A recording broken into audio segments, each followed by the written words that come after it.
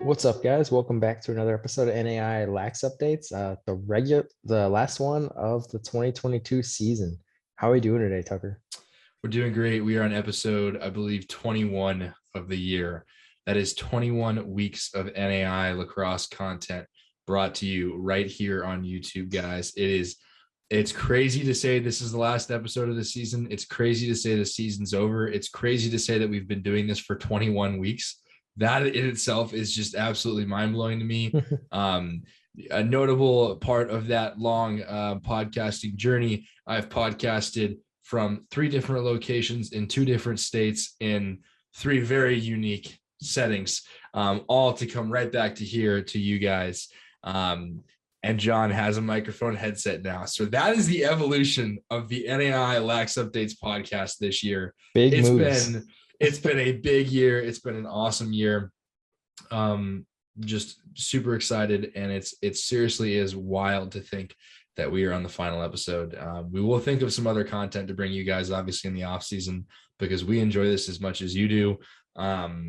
But yeah, life is good. There's a lunar eclipse right now going on. So I've decided this will be called the lunar eclipse episode. We needed a crazy episode name. And so this is the lunar eclipse episode. If you see me checking out my window every now and then, I'm checking the lunar eclipse. We're about 25 minutes away from its peak. So that's when we'll see the lunar eclipse magic. Really into that kind of nature stuff. Anyway, yeah, man, we're doing great. We're back for the NAI Lax Updates podcast right here on YouTube. We have a whole lot of news, I guess, to start out with. John, how are you? I don't say it enough. How are you? I appreciate that. The thoughtfulness behind that one, Tucker. I'm doing good, man. I just got certified to teach health and PE in the great state of Georgia, and been on a couple interviews lately, so things are looking up. How are you doing out there, Clark? Hey, man, first official day on the 27th. I go to Alaska on Tuesday. So I get to go see some nature, hike a little bit, see some bears, and then I come back and boom, hit the ground running and involved in NAI lacrosse in an even different way. So that's exciting. But yeah, man, we're good. And honestly, I guess we'll go ahead and start out with the first bit of news here, because that does tie directly into my job starting the 27th. The heart of America, as we have been saying, because we're basically the best type of news leak out there when it comes to sports, is the NAI Lax Updates Twitter account run by you sincerely, John. But we said it for a while. The Heart is adopting lacrosse. It is an official Heart of America sport. If you guys are not familiar with the Heart of America, the Heart of America is like Missouri, Kansas, Iowa, maybe parts of Illinois. I'm not sure, but it is truly the Heart of America is what this conference is geared around. It's a very long running, very established conference. It has little flaws from everything I've seen with their other sports. They are very, very well put together. And what that means is them adopting lacrosse is huge, huge, huge for lacrosse in the Midwest. If you guys saw my tweet with my excitement of it, I'm beyond excited because it brings a lot more legitimacy to the sport in the area. People here in the Midwest know about the Heart of America conference. So to add lacrosse is a huge step in the right direction. It's been, rumored and talked about for years with the KCAC conference this past year and the years prior. Traditionally, the KCAC was made up of a split of half Heart of America schools, half KCAC full-time member schools. So for example, the Heart of America as of right now is, Clark, obviously us, Benedictine, Missouri Valley, St. Ambrose, and Mount Vernon Nazarene. And who am I forgetting right now? William Penn. And so five of those 6, not including Mount Vernon Nazarene, are full-time Heart of America members. So we compete in those conferences for every other sport as well. So for us that are already full-time members, this is a huge move for us at our institutions. Like I can just tell you right now, lacrosse-wise, for us to join the same conference as everybody else is going to make travel easier. It's going to make conference awards easier. It's going to make everything so much more seamless. And then to be able to add Mount Vernon Nazarene is awesome. I'm even more pumped about that. Head coach Farr is my former high school coach. So that is a really awesome tie that I'll get to face up against him in conference, coaching against him. I can't tell you how excited I am for that. But I'm really, Man, I'm beyond excited for the Heart of America adding lacrosse. It's a huge move in the right direction, and it means more than you guys will know for the sport right now where we're at in the Midwest. Will we stay at 6 teams in conference? I don't know. By the start of the season, there's an opportunity, I know, for other schools to join on as well. Will we see the KCAC return lacrosse this year and have like a 6-team conference, and we'll have 2 6-team conferences? I don't know. That is the only kind of gray area right now of this move that I know of.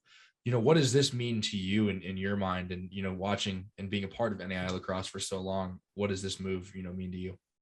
Yeah, so I guess the biggest takeaway for me is I'm excited because I think that the Heart has some of the bigger schools from my limited knowledge of it. So it sounds like we may get some powerful athletic programs to finally add lacrosse potentially. And then I think it's kind of interesting. I thought originally from how it was explained to me, I thought the KCAC was just not going to do lacrosse anymore. It was going to be a And full sweep. that was But my now, understanding as well. Yeah. but now it appears that the KCAC has some resistance to that and is saying, no, we're not going away. But it puts them in an interesting position because MVNU joining the Heart of America is kind of the key right now because that puts them at 6. So they have an AQ now at the Heart, and the KCAC only has 5 right now. So they're the ones kind of looking at the outside end, like they got to add somebody. And I'm going to be honest, I don't see another team really lurking out there who they could add. It's true. And I'll also add to this, I did some more digging. The University of Health and Sciences and Pharmacy, I'm saying it wrong, UHSP, I believe in St. Louis, Missouri. They announced this past year they were adding lacrosse, and I believe it was initially slated they would start the year 2022-2023, meaning that they would be eligible to be that kind of defining figure in these 2 conferences. However, I recently checked their site, and they are now pushed to a start of 2023-2024. So that is the only thing, is like, if we had a team that could be decisive in adding to the KCAC and being a KCAC region school, would have been sweet because it would have been 6 and 6, which would have been really good. You'd have 2 AQs type of situation. Now that's not happening. So that's kind of a strange twist to that. I can give you guys a little more insight on the Heart of America before I get to your point, because I see you over here pondering your next thing. I'm just thinking, do I want to take the low road or the high road on the? And I think you know where I'm heading with that one. I do think you know where you're heading on this one, and I honestly, like, I'm really confused by this because St. Louis has a lot of lacrosse. It has a lot of high school lacrosse. It's, as far as the Midwest goes, it's kind of a Midwest hotbed right now for lacrosse, which means in my mind, I think getting kids there would be easier, especially if they're wanting to go into pharmaceuticals or they're wanting to go into a health science degree or something like that. Would be a really good opportunity to be able to do so. So I thought getting a team wouldn't be that difficult where they are, and especially having MoBAP in town, they would have games in conference right there next to each other. But that's been pushed a year. We will now see what happens with that program. That's my high road for you. And my last final little teaser is me and Tucker both clearly know potentially the reason why they are having issues. Yes, we have some insight we'll share when the time comes right, if it comes right. Hopefully it doesn't go the way we're thinking it goes in growth perspective, I guess. To give you guys an outline of the Heart of America Conference, for those who are not aware, I'll kind of take you through the schools that are full-time Heart of America members. What does this mean? If these schools are full-time members, their odds of adding lacrosse are so much higher now, being Heart of America schools that have the potential of adding lacrosse. Traditionally, Heart of America schools, they all have the same sports. So if that's the same thing for lacrosse, we could see a lot more teams add lacrosse that don't have it right now. These full-time members include Baker University in Kansas, Benedictine in Atchison, Kansas, obviously already has lacrosse, as we know. Central Methodist is an NAI powerhouse in every sport. They are in Fayette, Missouri. We have, obviously we have Clark here in Dubuque. We have Culver Stockton right over the Missouri line. We have Evangel in Missouri. You have Graceland in Iowa, not too far from us. You have Grandview University, another sports powerhouse in Des Moines, Iowa, which would be an awesome lacrosse city. It would be an awesome lacrosse city. You have you have Mid-America Nazarene University outside of Kansas City. They're a good athletic school. You have Moval, obviously already in the conference with lacrosse. You have Mount Mercy, which is in Cedar Rapids, right down the road from us, would be a good lacrosse area as well. You have the Park Pirates outside of Kansas City. And then you have Peru State, which is actually a state NAI school in Nebraska. Interesting kind of twist right there. And then obviously you have William Penn finishing that out. So that's a lot of schools in the heart that don't have lacrosse right now that I feel like would be more pushed to add lacrosse if it succeeds in the first couple of years with the teams that are already in the heart.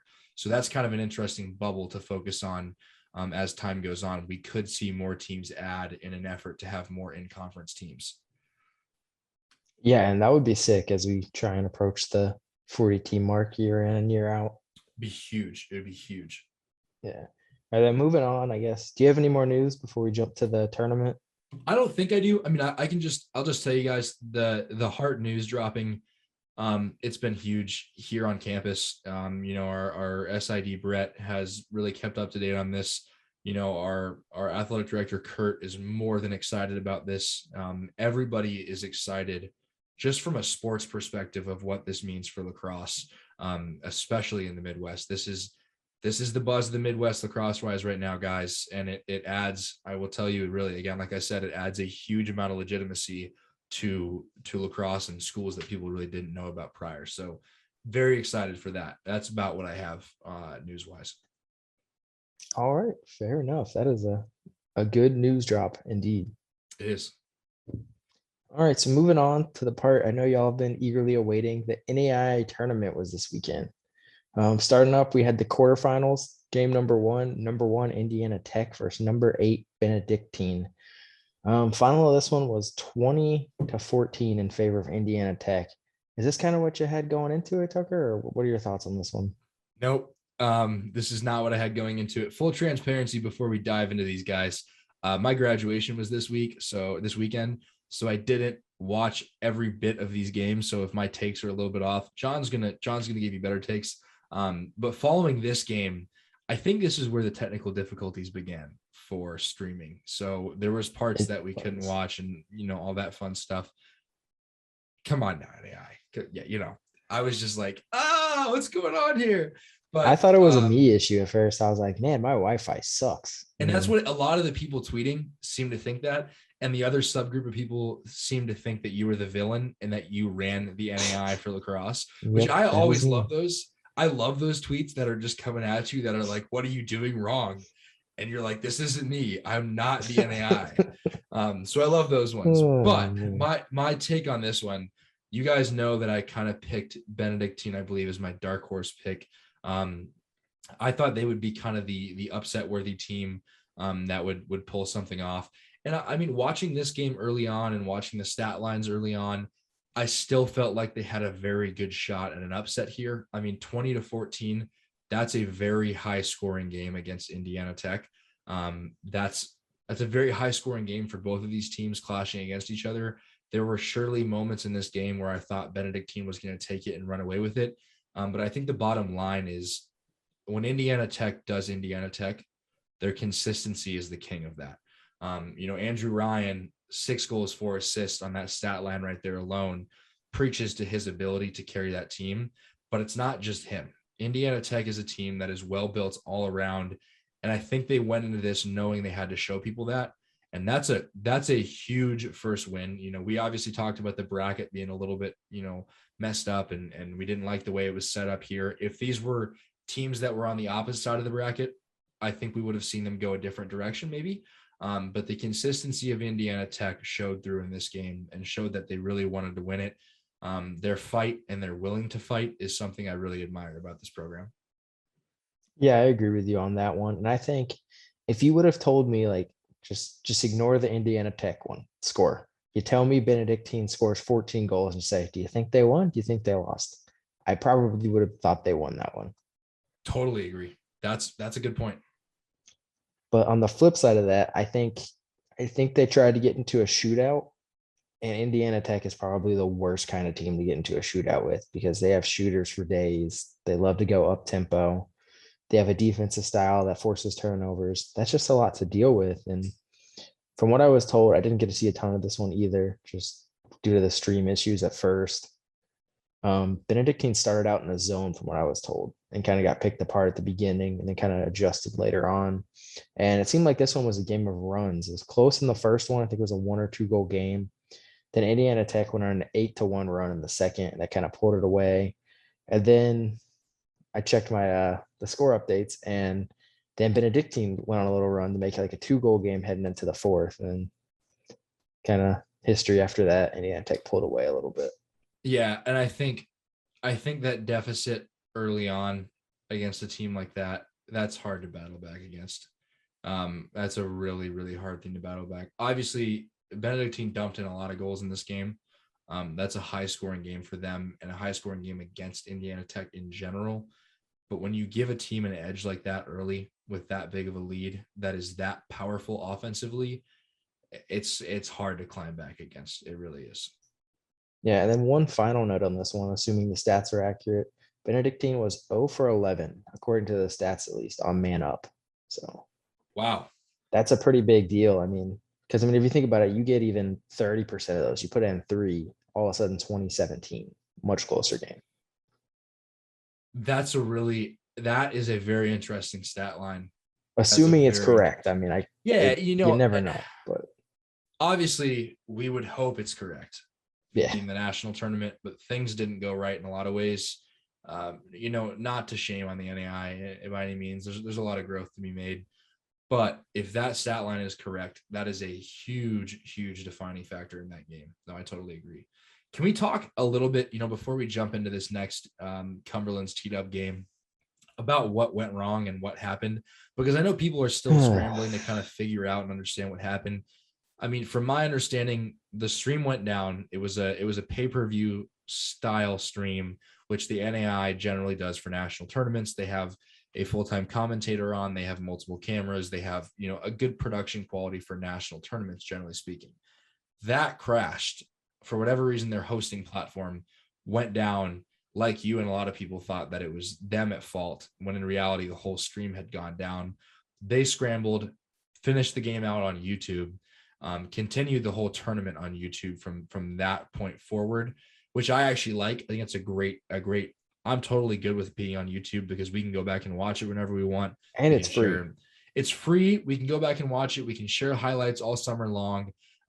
That's a great place to put lacrosse in the NAI level, and to have more eyes on it is YouTube. So I'm actually glad they went to YouTube for that reason. Another thing was like, again, we love the NAI. We're both very tied to the NAI. We're not hating on them at all. But with the national tournament, and we want a little bit of growth, we want to see things kind of go in a smooth direction. I assume this stream was related to the facility, not related to the NAI. I think it was probably a facility issue or a Wi-Fi issue or a coverage issue, something like that.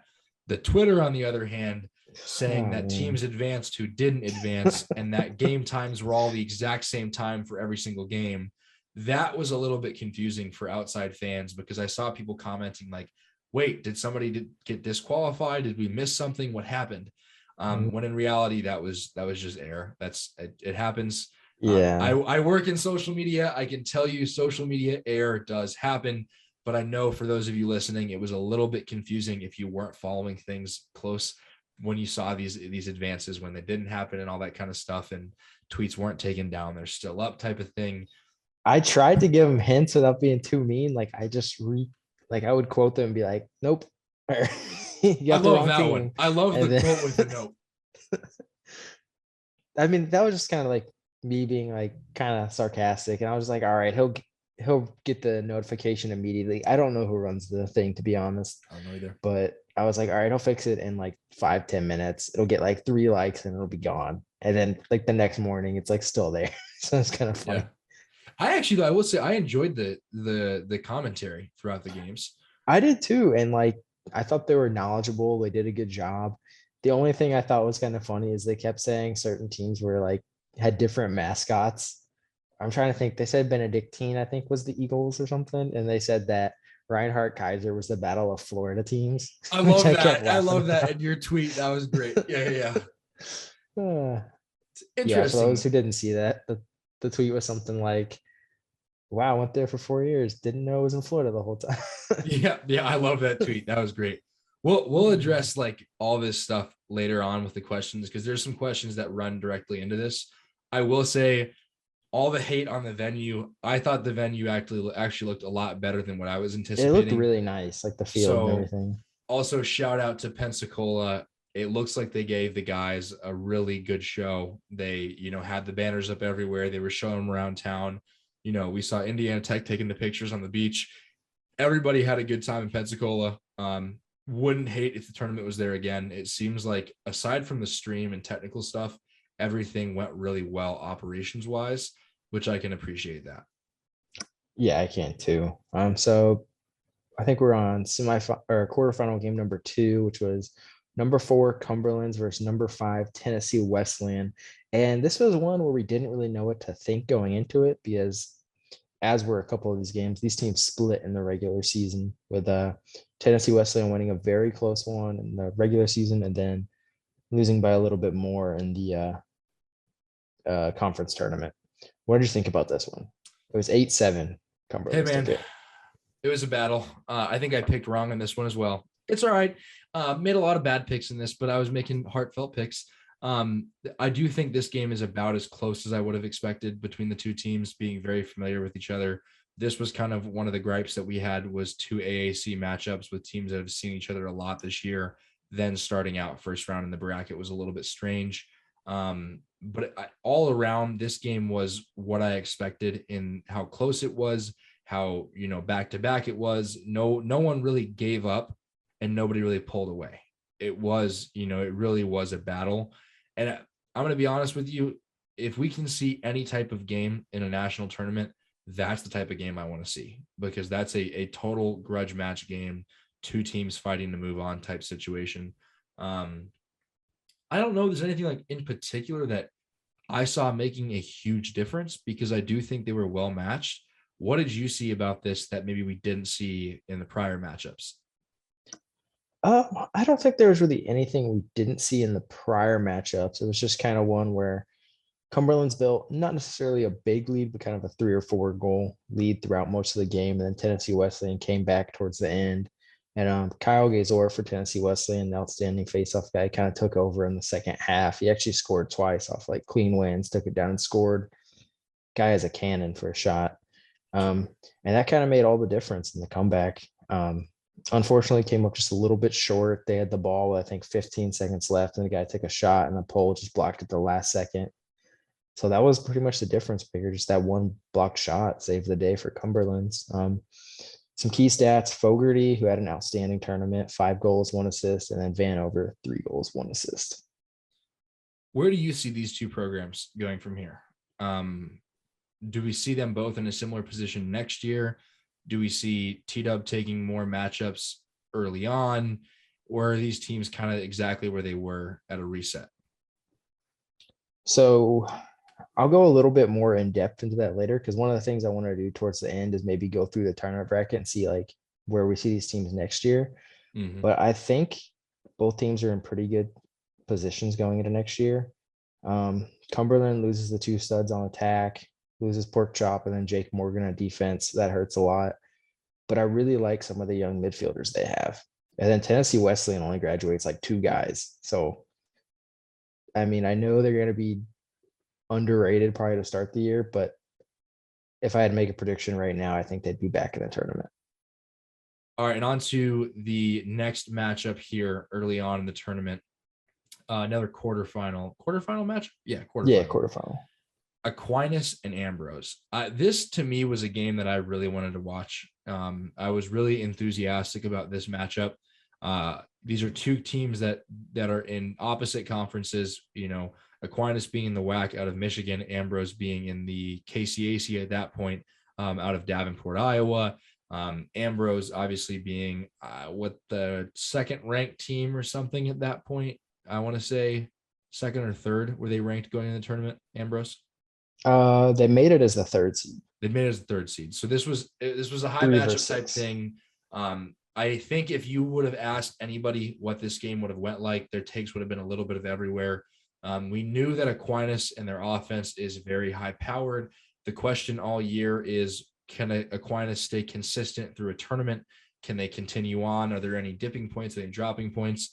I've been really impressed with how far Aquinas has taken themselves this year, from us not knowing what would go on with the program at all to start the year out. Like, we really didn't know. They had a new coach who did not come from the NAI. He came from Division III.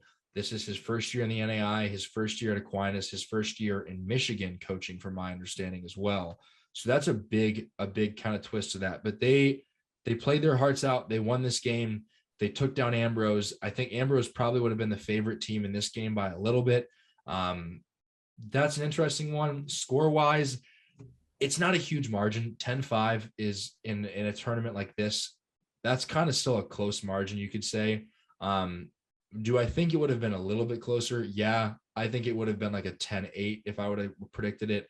I couldn't really tell you which team would have taken it confidently, because I think both of these teams play to the other's downfall, which is an interesting piece as well. What's your take on that? Yeah, I don't know. I didn't think Ambrose looked like themselves in this one. And Mm-hmm. I guess this is something I said. I don't remember if I tweeted this or talked about it on another episode, but I think Ambrose peaked too early in the season, man. I'm gonna be honest. Like, it's really hard to be the best team throughout the season. And I think, as we said, they were clearly the best team like day one through maybe even like middle of March. And I think the loss to Benedictine really took a little steam off of them. And I don't know, there were just some uncharacteristic turnovers in this one earlier in the game, and they never really recovered from it. I mean, they did a little bit better late in the game, but I was just surprised by it. I thought they would have came out a little bit more motivated, on fire kind of thing. Are we talking, you think, tournament jitters here? Kind of just the being in this position, a little shock. I think it's definitely possible. And I think it's also hard to beat a good team twice, how they already played Aquinas and beat them earlier in the year. So I know, going back to 2016, when my Reinhardt team beat Siena Heights in the regular season, like, it was a close game, but us just being overconfident in the quarterfinals, we thought, oh, we already beat them by a couple in the regular season. We're going to beat them again. And then we lost that game.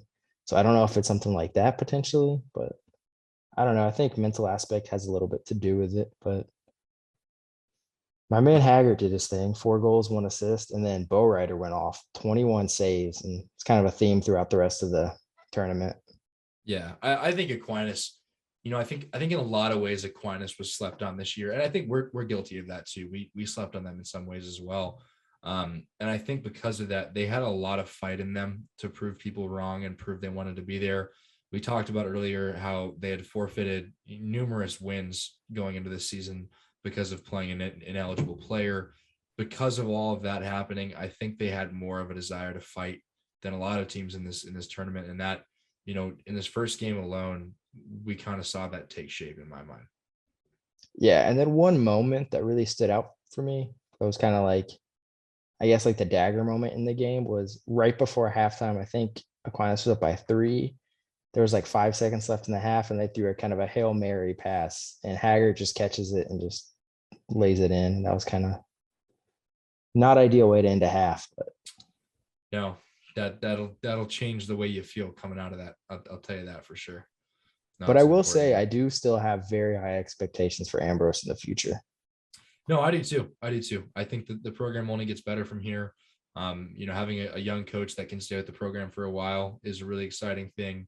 I'm very familiar with Davenport, Iowa. It's about an hour from me right now.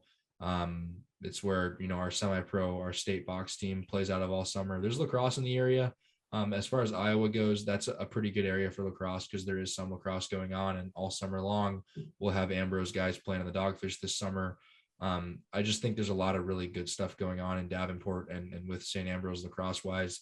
Their fan base is great. Their people behind the program are great. There's a lot of support for what they want to accomplish, from what I can tell. And that's an important thing, as we've talked about all year, in having a successful program that can continue having success and not just a one-off type situation. All right, guys, now we're on to the final quarterfinal. Sorry if that sounded confusing, but the last quarterfinal. And we had Reinhardt versus Kaiser. And what I think I know I personally thought this would be the closest game by far. What did you think going in? Yeah, I think this one a lot of ways could have gone either way. What we had talked about going into this, because Kaiser, they weren't really a dark horse pick because they showed that they needed to be there. They should be there, type situation. But in a lot of ways, I think people felt that this was the game that if Kaiser could pull it off against Reinhardt, they could go all the way. It was also like, we had talked about this, I believe, even off show. Whoever wins this game would be a national championship winner. And that's kind of just the tone that we saw coming out of this one. I expected this game to be a lot closer. I thought it would be a back to back to back to back to back type situation where nobody would really get time to get a lead. But that really wasn't the case. I think Reinhardt showed in this game, this was their test. We had questioned them. We had wondered what they would look like in tournament play. We had wondered if they would be able to stay that consistent through the year. And clearly that's the case. This game was a huge win for them. This was kind of a defining win to start it out that would secure a spot for them to move forward. I am still shocked by how big the score deficit was, but I'm not at the same time knowing how potent the offense is of Reinhardt and that they belong to be there. They need to be there, knowing the results of it now, especially 5-time repeat champions. It started in this game in the quarterfinals. That was a very important win for them to secure. And I think their offense was a big part of that happening. What did you see? Yeah, the offense was definitely a big part of it. And I think this game in particular, the final was 16-6. I don't know if we said that yet, but I think this was a big one for them because just with the quarterfinal and semifinal being in back-to-back days, getting kind of a big lead. I saw a lot of younger guys get to play, and most of them looked pretty impressive when they were out there. So I thought that was good, especially getting to rest some of the older guys heading into a tough semifinal battle. Some of the players that really stood out to me was Cameron Cochran, number one of the middies. And he had a lot of success in their second time they played. This is the third time they played, for those who don't know. Titus Stein with 3 goals, 1 assist. He looked very good. He kept getting open in the crease. It just seemed like the Reinhardt offense was moving the ball a little bit too fast for the Kaiser defense to react. I think that's a good take. And I think your point about kind of guys that maybe we don't see as much, or they're younger players, whatever the case may be. I think this was a very good sign for the future of the program that they could rely on other individuals to be as strong as the rest of the players. I think that's a very good sign for consistency moving in throughout the years. I love that they played guys that we didn't normally see as much of. That to me is really exciting in a national championship tournament, to see guys that don't get as necessarily as much playing time. That was a huge sign of positivity in my mind for that team. I'm right there with you on that one. And then moving on, we had the semifinals and game number 1. This was another rematch from earlier in the year. Number 1, Indiana Tech versus number 4, Cumberlands. What did you think about this one? The score was Indiana Tech 11, Cumberlands 8. Boy, man, this one was tough for me. I'm not against Indiana Tech, and I'm not necessarily for Cumberlands, but I wanted to see a 1-goal type situation in this. I was really hoping that it would go down to the final minute. It would go overtime. It would go, in a really sharp direction. There's a lot of things that I saw in this, and just kind of even looking at the stat sheet, that I feel like once again, Indiana Tech is just a stronger opponent. I think when it comes down to it, Indiana Tech, in my analogy, is a well-oiled machine. If they have an issue, they quickly recover and fix the issue and get better after that recovery. For a lot of teams, they'll fix the issue, they'll work on it in game, they'll be able to get through the game. But for whatever reason, Indiana Tech, if they are faced with a challenge, they seem to only get stronger from that challenge in the same game, which is crazy. It's a sign of an amazing program and a well-coached program, I think, especially. And in this game, especially, when they were having issues with certain players, when they were having issues with certain momentum in certain parts of the game, they adjusted quick enough to make a difference. And I think that's an important thing in this game. And especially against an opponent like Cumberland's, if you give them any room and you're making mistakes against them and not fixing them, Cumberland's is going to roll right over you. But Indiana Tech is just, in my mind, watching this piece by piece and looking at the stat line and looking at everything going on in the factors, Indiana Tech was just a stronger team in that game. Yeah, and I think one of the things Cumberland did particularly well earlier in the game, I think they caught Indiana Tech a little bit off guard. They ran a zone defense and they had the shorties up top with the poles down low.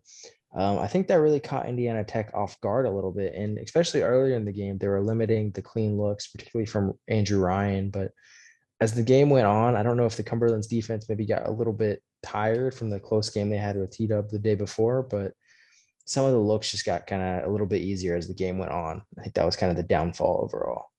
Yeah, and that's kind of a good point. Playing these games back to back, that's not traditional in a lacrosse tournament setting for any other division in any other sport. If we look at we look at championship weekend for D1, we look at D2 tournaments, we look at D3 tournaments, we even look at a lot of MCLA tournaments. And the MCLA is probably the most like the NAI in the tournament structure of back-to-back games. But aside from the NAI and the MCLA, the rest of these tournaments there's a day between, there's 2 days between. Sometimes there's an entire week between, with them occurring on opposite weekends.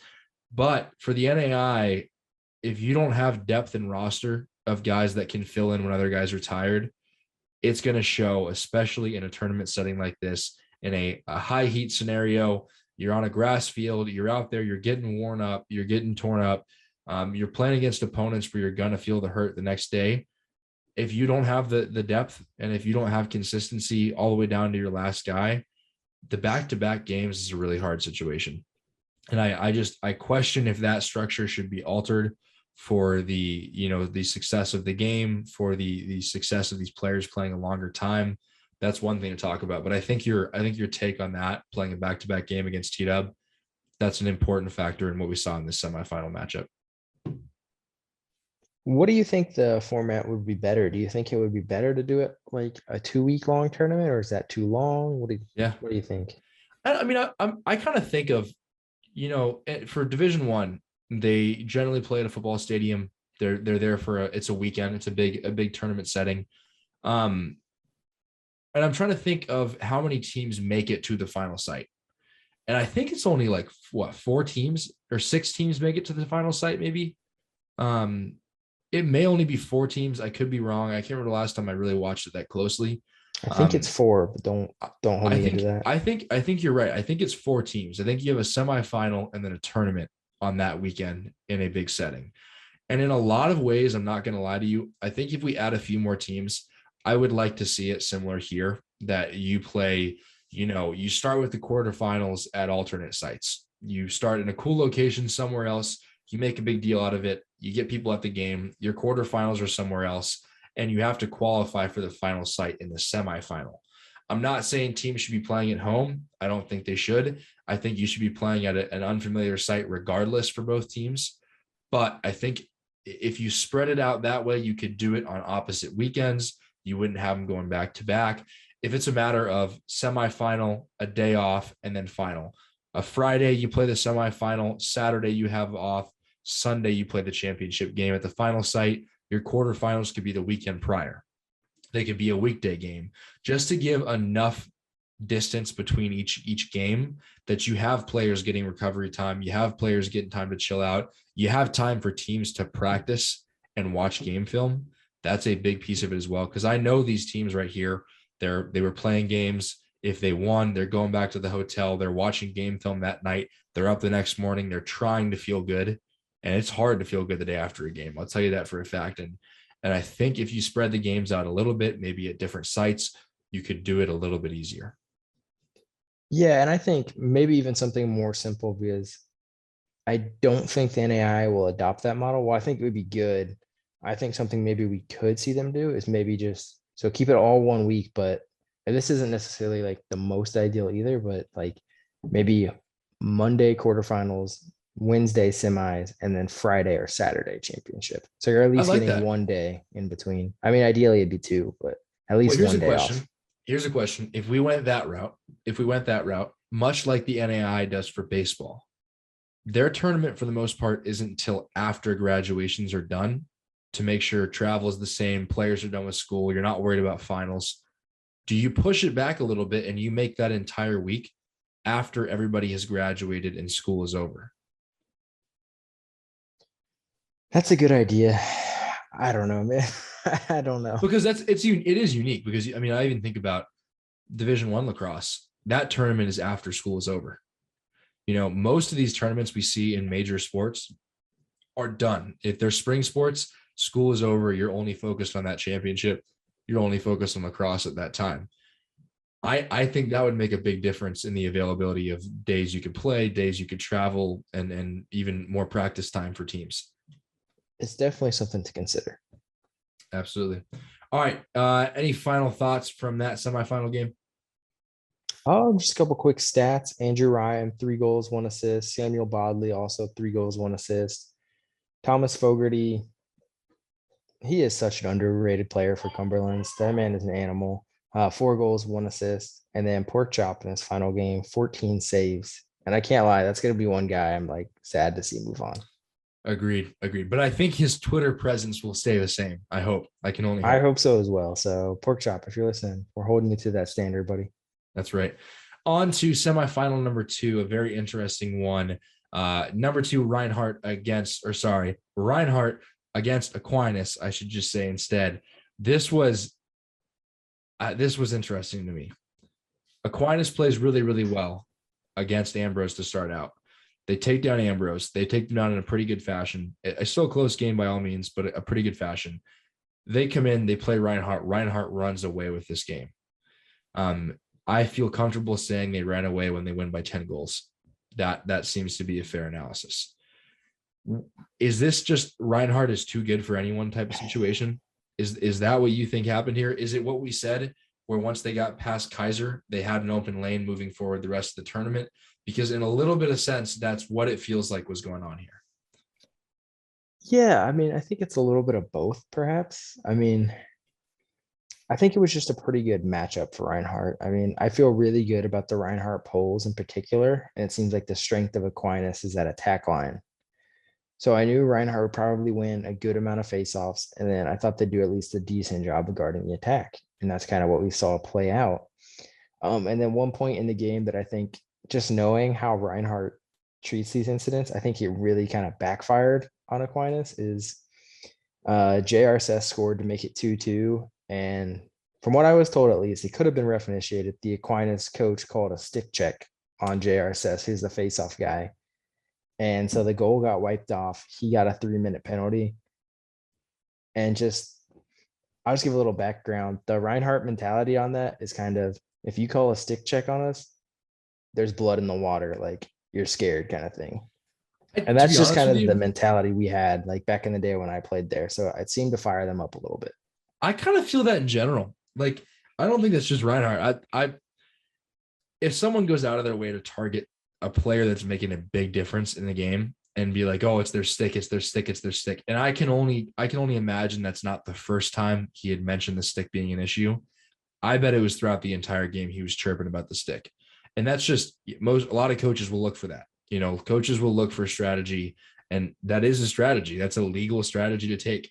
But I'm kind of with you that the stigma attached to that, the upset feeling that's attached to that. And it's different if an official goes up and checks a stick and it's an illegal stick, you're bummed out, whatever. But if someone is really calling for that stick check on that player, then that's a little bit of a different case. I don't know how obviously illegal the stick was. For example, if I'm coaching and I see a player that has a bag that's 2 balls deep out there and you can see it way down and it looks very illegal, the ball is not coming out of the stick, yeah, call a stick check, whatever. Judging by this, I don't know that it was that obvious. Obviously, I wasn't there. I can't speak to it perfectly, but I definitely see how the blood in the water mentality starts with that happening.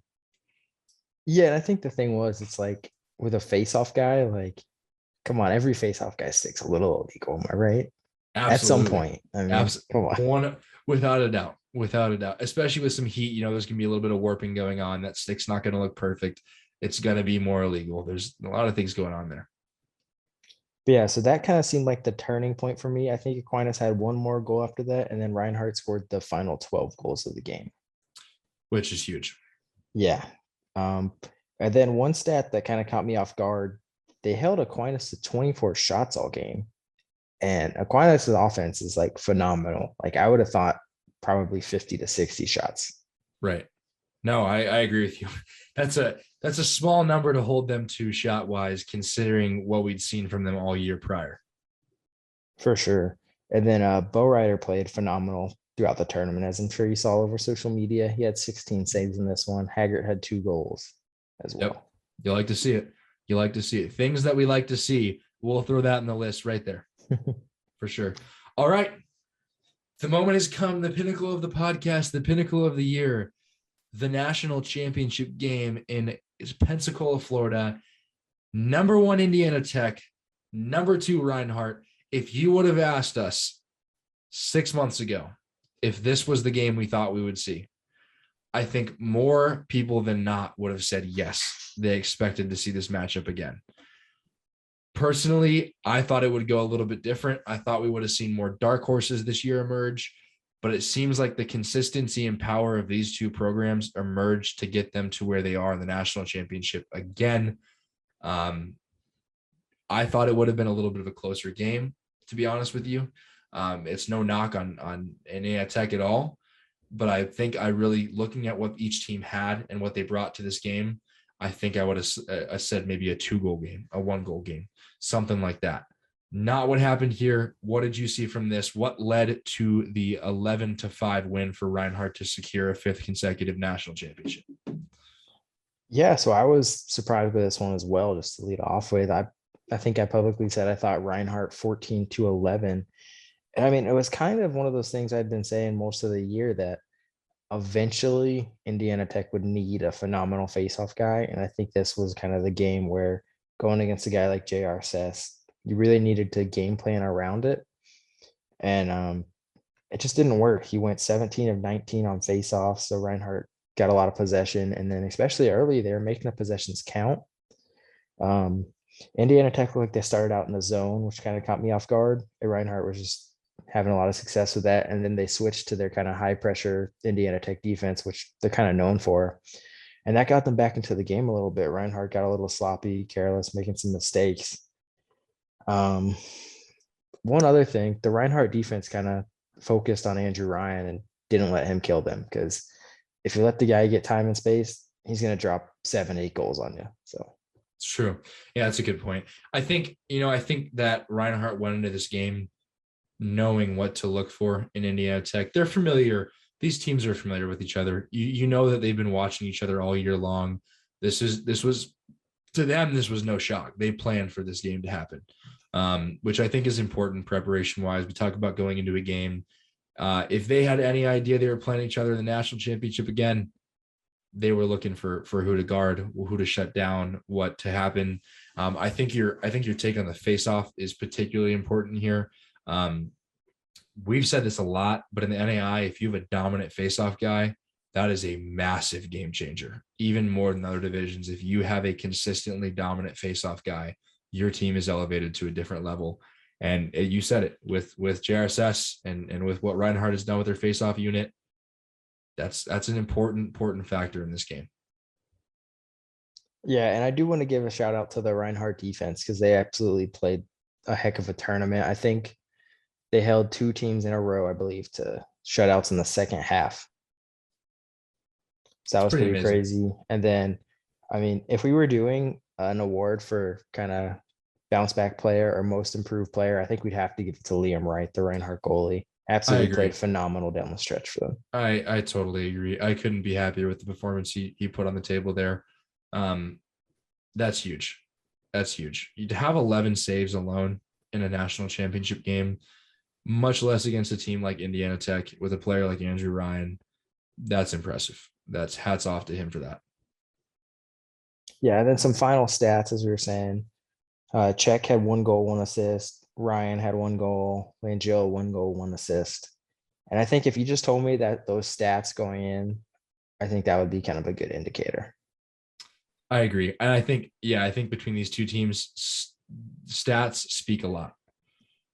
Yeah, definitely agreed. But hey, listen, you don't hate to see these two teams in the national championship game. It's exciting. It's fun to watch. These are two programs that they're great already, and they only get better each year. And that's exciting for the sport. Both teams in good lacrosse areas, you love to see it. And it's fun to watch the growth of these programs over the years. Social media heavy programs, a lot of input going on, a lot of key transfers. There's a lot going on with these teams in the off season that we'll obviously have to cover, but it's so cool to see what builds a program to be good enough to be in a national championship game.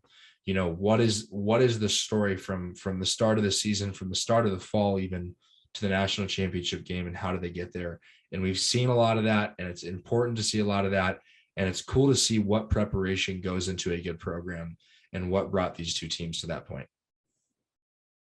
Yeah, a lot of hard work. I mean, from the moment last season ended, I'm sure these teams were fighting to get back to it. And I don't know, it's just kind of crazy that we had a rematch like that. It is. It is. I mean, also, man, hats off to Reinhardt, 5 consecutive national championships. That is unreal. 2 consecutive national championships is unreal. 5 is unheard of. To have players that have played 4 years there and are going away with 4 national championships, that is nuts. Those guys are at their absolute peak. Shout out to them. I'm excited for you guys. Truly, truly.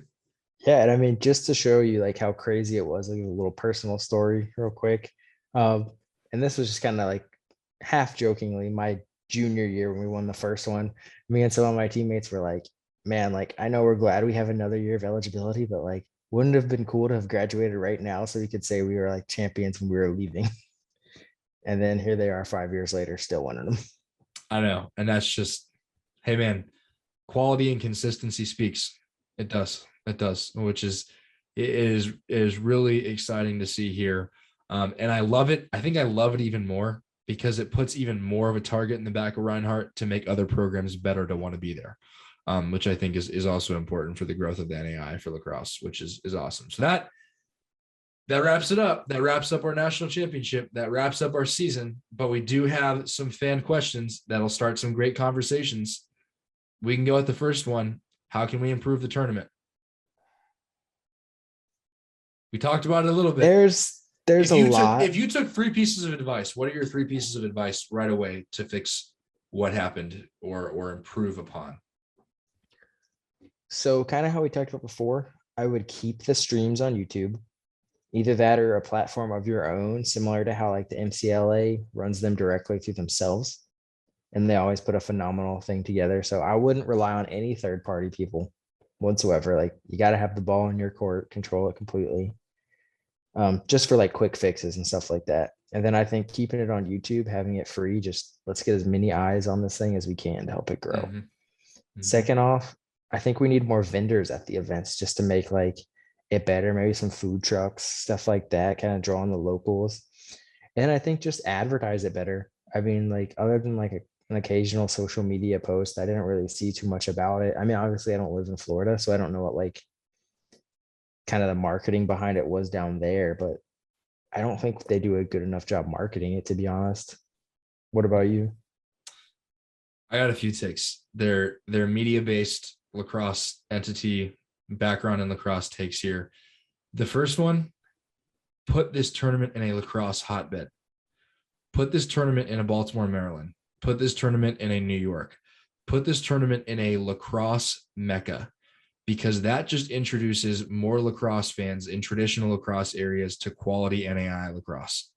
Because I'll tell you right now, if you had this tournament in Baltimore and you had high school kids come to this tournament, you would be landing more kids at NAI schools from traditional lacrosse areas just from one tournament in one area. Not to mention, you have the tournament in a traditional lacrosse hotbed. You're going to have more fans there just off of it being a lacrosse tournament from the start. You're going to have more vendors there. You could have lacrosse stores there. I don't know what the reasoning is, how the selection works for the NAI tournament. I love where they have it. I think it's a fun experience for people, but I'm serious. NAI, if you're listening, put the tournament in a lacrosse hotbed. You will have so many more relationships created from one tournament in one good lacrosse area. You will have more players recruited. You will grow the NAI lacrosse brand to a level you have not imagined if you put it in an area with a lot of lacrosse. It would change everything. I'm telling you right now. You could even do it in like Dallas, Texas. You could do it wherever. I don't think in a lot of cases there's a host school They take care of everything. They have a background in lacrosse. Pensacola is not that case. Where the tournament has been traditionally is not that case. I don't think location is based on an NAI host school. I'm telling you, if you NAI, if you had this in a hotbed area, you would grow NAI lacrosse in one weekend to a level you would never imagine. On top of that, I think media awareness and a level of being in touch with what lacrosse is and where it is right now is an area that NAI can improve upon a lot. My suggestion would be, yes, stream it to YouTube, let it be NAI.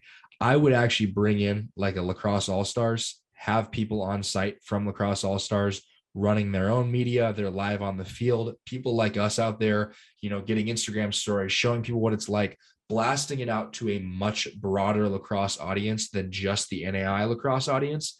And have some people like that on to commentate, have people on the field reporting on it, have people who are lacrosse faces outside of NAI lacrosse involved in NAI lacrosse. Reach out to that, build the bridge between general lacrosse population and NAI lacrosse population.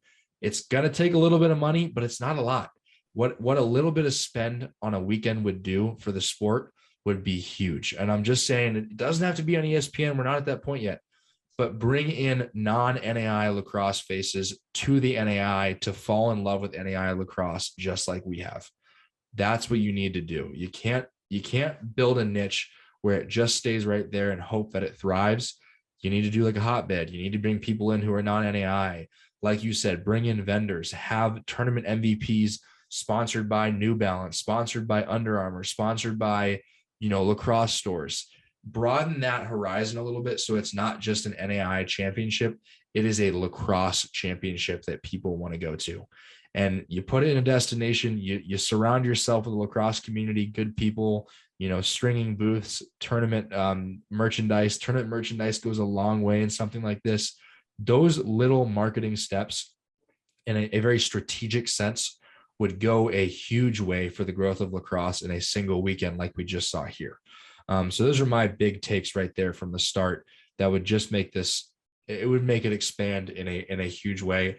I think the planning committee as well, I have no shame on the planning committee that put this together at all.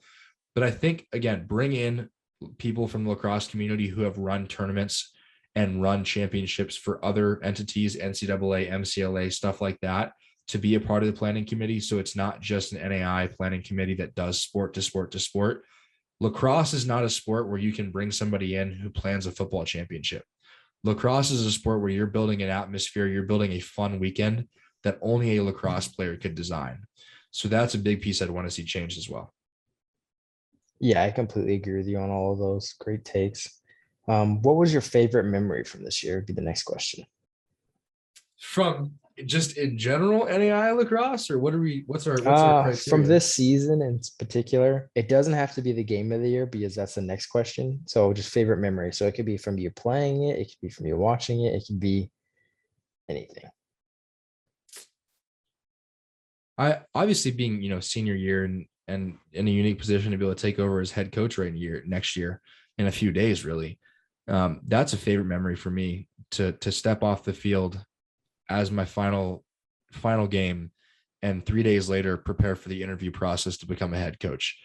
It was unique. It was amazing. It was an experience I'll never forget. It's something I'll talk about with everybody for years. But take me out of this equation and just favorite memory in general, I would say. I really enjoyed what Siena Heights did this year. The fight that Siena Heights put together was something that I loved from start to finish. And there's no favorite memory in a certain time, in a certain place, in a certain game. My favorite memory is what Siena Heights did this year and how much fun they had doing it. I like that one. I like that one a lot. Mine was probably just going on recruiting visits with my brother, honestly. I mean, getting to see what they're building at Point and just seeing that, like, I know people are down on Point a little bit, but I actually think they hired the right guy. I'm a big believer in what he's building in. And like, we had a lot of fun there. And then going to Tennessee Wesleyan, watching them play St. Andrews, a great game there, having fun with them, and then watching them commit to Tennessee Wesleyan. That was really fun for me, something I'll remember forever. And other than that, just kind of meeting people at the games, just having people come up and introduce themselves. That was pretty cool. I know you experienced something similar. So that was cool too. And of course, just hosting this podcast with my good friend Tucker.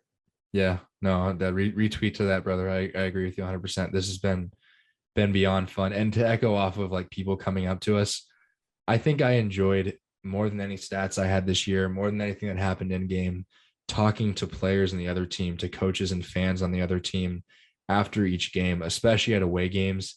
It was just so great to hear from people and realize that the community that's been built and that continues to get better. It's something that really made every road trip for me a little bit extra special, I would say. And even home games when opposing parents would come up after the game and want to talk about the podcast, like it shows that things are growing and that people are loving NAI lacrosse. And man, there's not much more to love than that right there, I would say. All right, we're gonna run through these as our time limit has begun. Game of the year, go. I'm gonna have to go the Kaiser Reinhardt one with the glitchy stream and all. I mean, the stream came back just in time for the overtime and just what was the crazy overtime and then double overtime as well. I'm with you. I'm gonna go with, I think both of them were good matchups, so I can't pick between the two, but the Kaiser Weber matchups. Good one Those as were well. really fun for me. Those, so I can't pick one between the two, but those were very good right there. Early favorites for next season. Who do you see in the national championship game? Since we're low on time, I'll give you two. Who do you pick in the national championship next year? I'm gonna have to go Reinhardt. Just I know they lose a lot, but I think they actually lose less than they did last year. So I think they're in a better spot than they were like heading into the fall of this year, next season. So I'm gonna go Reinhardt will be back in it. And I have to look at their roster a little bit deeper, but give me Aquinas, Reinhardt Aquinas in the national title game. Throw back to like 2019 or whatever that was. I'm with it. I really like that pick. I don't know how it would work out bracket wise. I don't know how it would work out qualification wise. Reinhardt and Weber. I am, Ooh, that's a good hey, one. I'll hop on the Weber train in this case because I think that they only get increasingly better every single year and add a lot of players every single year. And they're putting together a great product down there in Florida. So I'll pick them as that right there. Okay. Which tournament teams improve or regress? Give me a takedown of two. Uh, One up, one down. that's a tough one. I don't really know if I see any of them regressing too far. I mean, maybe Benedictine, and this is no shame in Benedictine. They just have a lot of seniors, particularly on that talented offense. So I could see them maybe taking a slight step back, improving. I know I'm gonna get some hate for this one, but I'm probably gonna have to go with Tennessee Wesleyan, just returning pretty much the whole roster. I mean, you'd think they would get better from that. Yep. I don't have any regressing. I'm the same boat as you. We've seen these teams get better and they only get better every year. They're recruiting good players. I don't see any regression. I see T-Dub improving drastically, like you just said. And I also think Ambrose will only get better as well. So I think those are kind of my two right there. Bounce back teams for next season, somebody who did not make the tournament, but will be in a good position next year. Maybe fringe teams. I'm gonna catch people off guard on this one. I'm gonna go Concordia. Big expectations earlier in the year. Then Hunter McCarty gets injured. A couple other guys go down, and then they started to play better late in the year. So I could see them being kind of a bounce back team. I don't know whether they're not they'll make the tournament, but I think they'll be top 10, top 15 again. Mm-hmm. If we're talking about a close qualifier, I'll say Siena Heights. I think makes the tournament next year. Not that they're necessarily bounce back, but I think they'll make the tournament. And then I would also say I think Ottawa is a team that I'm going to kind of watch closely, moving forward here as well, especially with a new conference alignment. And then last question, is Reinhardt winning again good or bad for the league? I'll let you start with this one. I'll give my opinion. Good. I think it's good. I think that they will only create great content from it, which grows the game more. I think it will only force every other team to want to be better and take them down that much more. And I think there's, again, even a bigger target on the back of Reinhardt moving into next season. So I'm going to say good because it promotes growth in a non-traditional way. Yeah, I'm kind of right there with you. I think what the NAI needs, and I know a lot of people won't like this because they're big on parity, and I am too for the most part. but I think we really need one or two powerhouse teams that the common people get to know, like outside of the NAIA, where like 4 years ago, even in Georgia, if I was like, I went to Reinhardt, people were like, what? You go where? Whereas now, if I'm like, I went to Reinhardt, they're like, oh yeah, that's cool. It's really good at lacrosse, right? And I'll be like, yeah, that's the one. And then also people be like, yeah, I think I know like Kaiser, is that a team? Is Cumberlands a team? And then like, so just having like good teams continuously be good is good for the league, in my opinion. Totally agreed. Totally agreed. And that does it, folks. That is the final segment there of the NAI Lacrosse podcast. For this Um, year. for this year, we'll think of some other content. Maybe we'll do a midsummer review type thing for you guys. We're not the end of content for the year anyway. But seriously, a deeply sincere thank you to all of you from myself and John. This has been so much fun, every Sunday to regroup and talk about the year, the week past, and hear from you guys and the messages and the support and talking to you guys before and after games. It has been absolutely incredible. I can speak for myself and thank all of you for my support in the coaching situation I'm going into, that I'm beyond excited for. You guys have been my biggest fans through that. So I thank all of you. I thank all of you for the friendships gained this year. I think it's been awesome to talk to players and other teams that I wouldn't have talked to prior, or even coaches, and create lasting friendships from that, and lacrosse lifelines as well, I would say. So seriously, guys, what a year it's been for this podcast. The growth we've seen has been awesome, and we only look better. We only look forward to get better and return in a much bigger fashion. So keep that in mind. Any final thoughts before you close it out, John? It's just been a great 2022 season, honestly. I mean, I don't think we could have asked for much more. And especially going into this podcast with, I mean, me and you had never even really talked before, like before Yeah, we started. truth be Like, told, guys, for those who don't know, we've texted, or whatever, and commented and sent stuff back and forth, but never a full conversation prior to the podcast. yeah. So it was literally like one day I found out my old co-host wasn't going to be doing it. And I was like, all right, we'll see if this guy wants to do it. And like I sent Tucker a DM and I was like, he's either gonna say no, not reply, or he'll say maybe, and then we'll see what happens. And he was like, I'd love to do it.